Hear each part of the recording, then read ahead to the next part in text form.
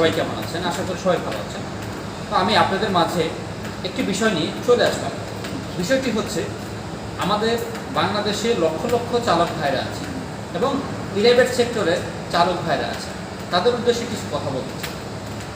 আমরা কিন্তু প্রত্যেকটি সময় আমরা দেখে থাকি এবং জেনে থাকি, প্রত্যেকটা দিন আমরা 15 ঘন্টা, 16 ঘন্টা, 18 ঘন্টা আমরা ডিউটি করে থাকি।